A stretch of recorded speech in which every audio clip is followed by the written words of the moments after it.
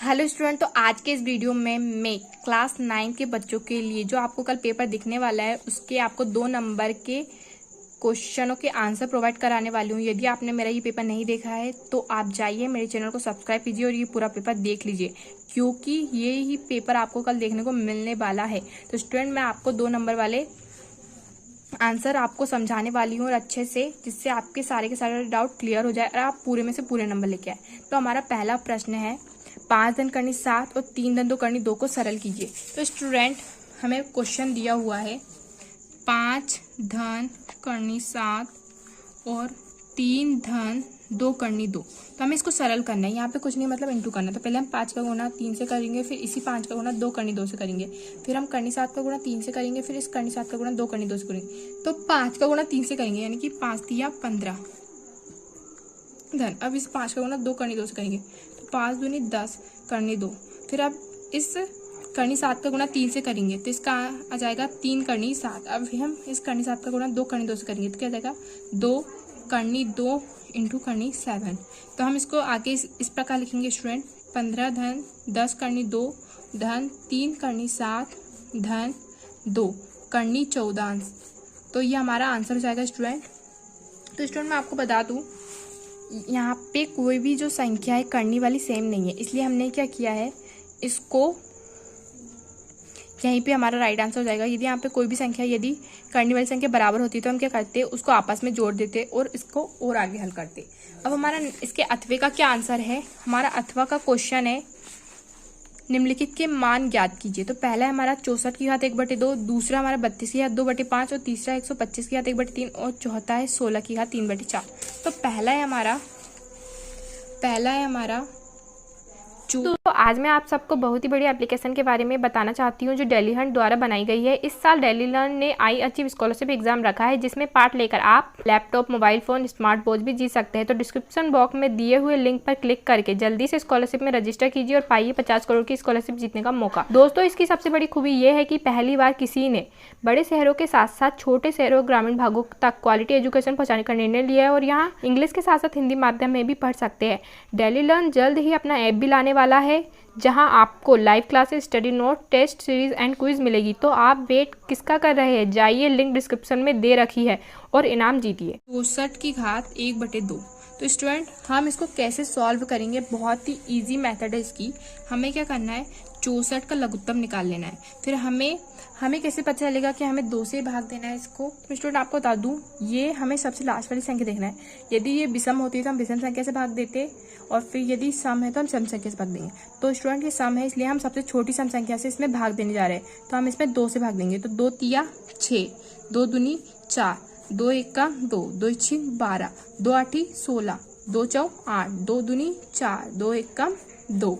तो स्टूडेंट, क्या हो सकता है, मैं 64 को इस प्रकार लिख सकती हूँ। यहाँ पे 2 कितने आ रहा है, 1 2 3 4 5 6। तो मैं इसको इस प्रकार लिख सकती हूँ स्टूडेंट, 2 गुणित 2 गुणित 2 गुणित 2 गुणित 2 गुणित 2 की घात 1/2।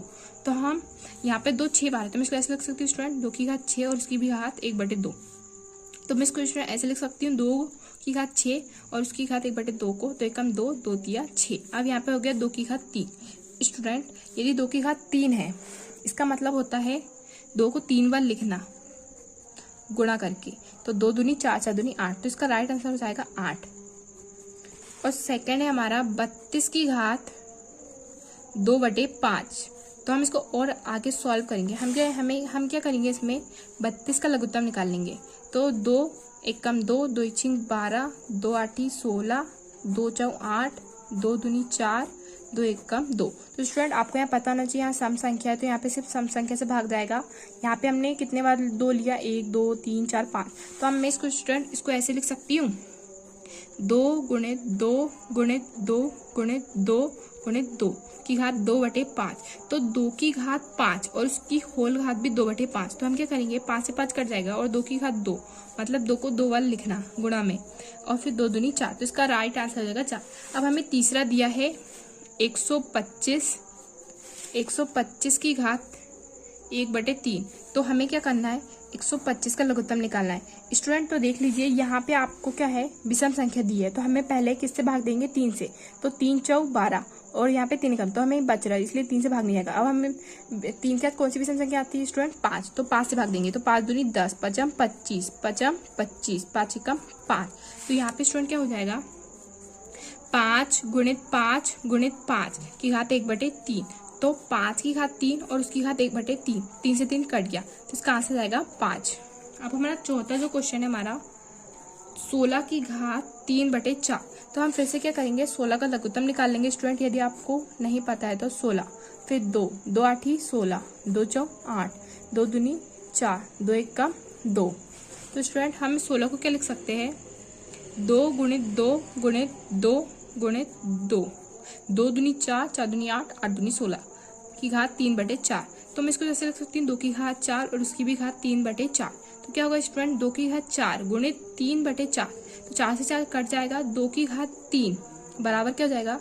2 गुणित 2 गुणित 2 बराबर 2 दूनी 4, 4 दूनी 8। तो ये हमारा राइट आंसर हो जाएगा स्टूडेंट। अब हमें क्या दिया है? हमें प्रश्न नंबर 7वां दिया है, 1/7 ऋण करनी 6 में हर का परिमेयकरण कीजिए, अथवा 1/7 और 2/7 के बीच एक अपरिमेय संख्या ज्ञात कीजिए। तो मैं स्टूडेंट आपको प्रश्न नंबर 7वां करा रही हूँ। तो हमें यहाँ पे दिया है 1/7 माइनस करनी 6 का हर का परिमेयकरण कीजिए, परिमेयकरण कीजिए। तो हमें क्या करना है? मैं आपको बता दूं, हर का परिमेयकरण करने की एक बेसिक मेथड होती है। उसमें क्या करते हैं, हमें जो हर में जो, मैं आपको बता दूं, एक जो है वो अंश में है और करनी 7 ऋण 6 हर में है। तो मैं आपको बता दूं, हर का परिमेयकरण का मीन्स क्या होता है? जो हर में हमें संख्या दी होती है, हम उसका चिन्ह बदल देते हैं और अंश में भी उसका गुणा करते हैं और हर में भी। तो हम ऐसे ही इसमें करने वाले हैं, करनी 7 धन करनी 6 बटे करनी 7 धन करनी 6। तो स्टूडेंट आपको यहाँ पे एक फॉर्मूला दिख रहा होगा, a माइनस बी और a प्लस बी। तो a माइनस बी और a प्लस बी बराबर होता है a square minus b square. तो यहाँ पे स्टूडेंट पहले मैं करनी 7 धन करनी 6 का गुणा 1 से करूंगी, तो वैसे ही का वैसे आ जाएगा। लेकिन यहाँ पे जो फॉर्मूला लगेगा a माइनस बी और a प्लस बी का लगेगा, उसका क्या होता है? a square minus b square. तो यहाँ पे आपको दिख रहा है a माइनस बी और a प्लस बी। तो क्या करूंगी मैं? यहाँ पे a करनी 7 है और b करनी 6, तो मैं क्या करूंगी? करनी 7 का स्क्वायर कर दूंगी और करनी 6 का भी स्क्वायर कर दूंगी। तो आपको स्टूडेंट पता होना चाहिए कि स्क्वायर से करनी कट जाती है। तो यहाँ पे क्या होगा स्टूडेंट? करनी 7 धन करनी 6 बटे, अब जब करनी कट गई तो 7 करनी से बाहर आ गया, 7 ऋण 6।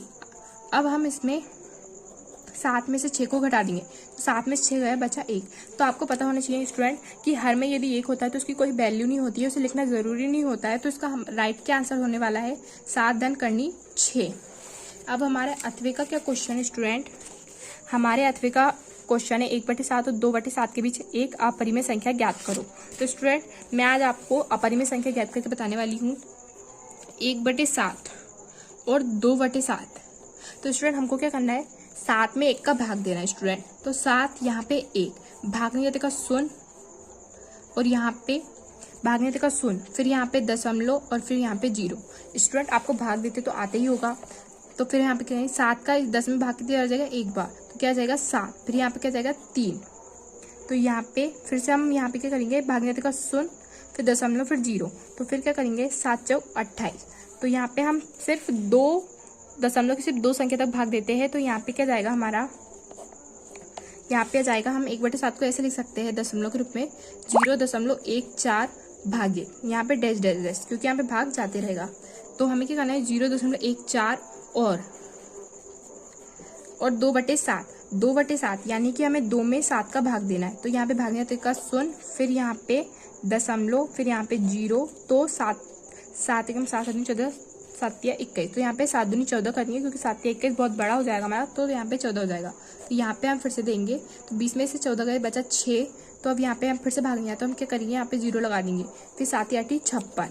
तो हमें क्या करना है? 0.14 और 0.28 के बीच एक अपरिमेय संख्या ज्ञात करना है। तो हमें एक अपरिमेय संख्या बनानी है। तो मैं आपको बता दूं कि कोई भी अपरिमेय संख्या हो सकती है, बस 0.14 और 0.28 के बीच होनी चाहिए। तो हम एक अपरिमेय संख्या बना सकते हैं, 0.1576 766 आपको बस डैश कर देना है, क्योंकि ये हो जाएगी एक आपकी अपरिमेय संख्या। और आपको क्या करना है, 7676 से नहीं लिखना है, आपको लिखना है 76766 मैं आपको स्टूडेंट, क्योंकि ये देखो 0.14 और 0.28 के बीच की आपकी क्या हो गई, अपरिमेय संख्या हो गई।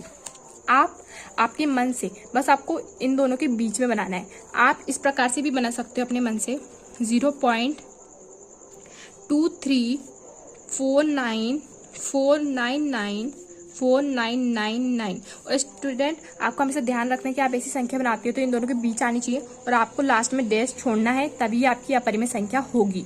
यदि आप ऐसे कर दोगे 0.143232 तो ये आपकी परिमेय संख्या कहलाएगी, क्योंकि 32 के बाद हम बार लगा सकते हैं, क्योंकि वही आ रहा है, तो ये हमारी परिमेय संख्या होगी। तो हमें स्टूडेंट हमेशा ध्यान रखना है, जब भी आप परिमेय संख्या निकालो तो आपको ऐसी डिफरेंट लेना है। अब हमारा 8वां क्वेश्चन क्या है स्टूडेंट, हमारा 8वां क्वेश्चन है बहुपद 12x² ऋण 7x धन 1 का गुणनखंड करना है हमें। मैं आपको बता दूं स्टूडेंट, 12x² ऋण 7x धन 1, तो गुणनखंड करने का एक बेसिक फॉर्मूला होता है, जो पहली संख्या होती है हम उसका यहाँ पे गुणा करते हैं, तो 12 एकम 12। अब हमें एक ऐसी संख्या चूज करना है जिसका गुणा करने पे 12 आए और जोड़ने घटाने में ऋण 7 आए। तो स्टूडेंट हम क्या करेंगे, यदि हमें नहीं पता है तो हमें 12 का लघुत्तम ले लेना है, 2 6 12, 2 तिया 6, 3 एकम 3। तो स्टूडेंट यदि मैं 2 और 3 को जोड़ूंगी तो 5 आएगा और 2 में 3 का गुणा करूंगी तो 6 आएगा, तो ये जो संख्या है इसमें नहीं बनेगी। लेकिन 2 और 2 4, यदि मैं 4 और 3 को जोड़ती हूँ तो 7 आएगा और 4 में 3 का गुणा करती हूँ तो 12 आएगा। तो मैं स्टूडेंट क्या लूंगी संख्या, वो होगी ये 12x² ऋण 4x ऋण 3x धन 1। अब स्टूडेंट क्या मैं 12x² को ऐसे लिख सकती हूँ, 4x इंटू 3x ऋण 4x इंटू 3x प्लस 1। तो स्टूडेंट ये एक पद है और ये एक पद है, तो इन दोनों पदों में हमें क्या कॉमन दिख रहा है, इसमें भी 4x है, इसमें भी 4x है, तो हम 4x कॉमन ले लेंगे, तो यहाँ पे बचेगा 3x माइनस 1। अब यहाँ पे हमें क्या करना है स्टूडेंट, हमेशा हमें ध्यान रखना है यहाँ पे जो संख्या बनेगी कोष्टक में वही संख्या इधर भी बननी चाहिए इन दोनों पदों को लेके। तो हम क्या करेंगे, बिना देखे 3x माइनस 1 ले लेंगे। अब हम सोचेंगे कि 3x माइनस 1 कैसे आएगा, तो हमें क्या करना है, -1 कॉमन लेना है। यदि स्टूडेंट आपको ऐसा समझ में नहीं आता तो आप क्या करोगे, -1 का गुणा फिर से 3 से x से गुणा करोगे, तो यहाँ पे क्या हो जाएगा, -3x हो जाएगा और -1 का गुणा -1 से करोगे तो +1 हो जाएगा।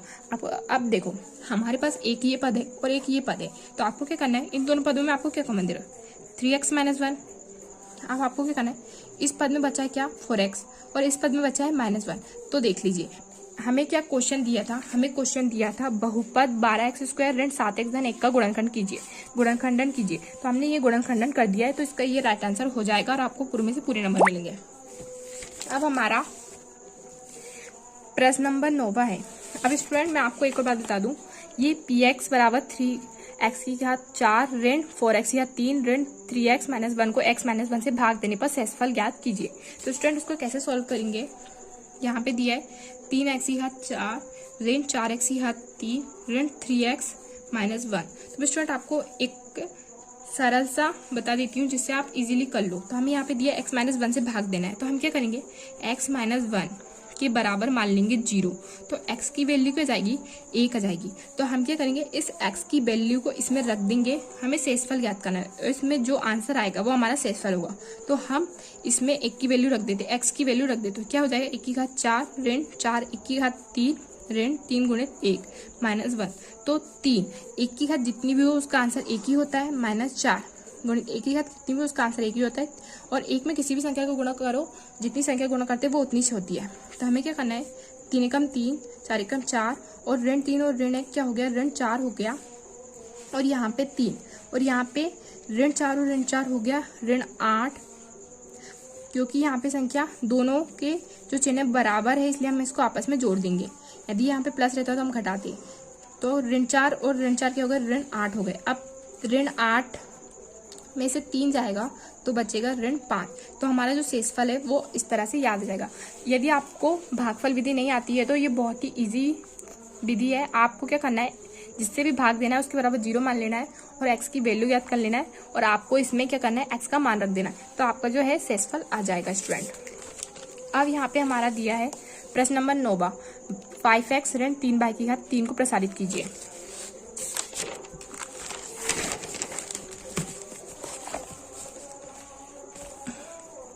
तो 5x ऋण 3 बाई की घात 3। तो स्टूडेंट आपको इसको देख के पता चला गया होगा कि ये क्या बन रहा है, a माइनस बी की घात 3। तो मैं आपको बता दूं इसका क्या फॉर्मूला होता है, a की घात 3 ऋण b की घात 3 ऋण 3a square b plus 3a b square.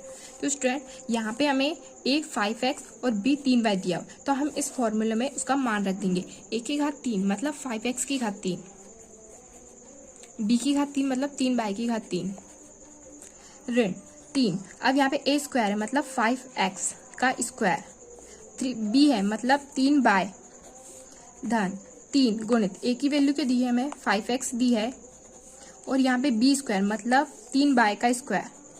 तो स्टूडेंट यदि हम 5x या 3 हम ऐसे करके देख सकते हैं 5 गुणित 5 गुणित 5, और x की घात 3 मतलब x की घात 3 ही होता है स्टूडेंट, 5 25 25 5 125।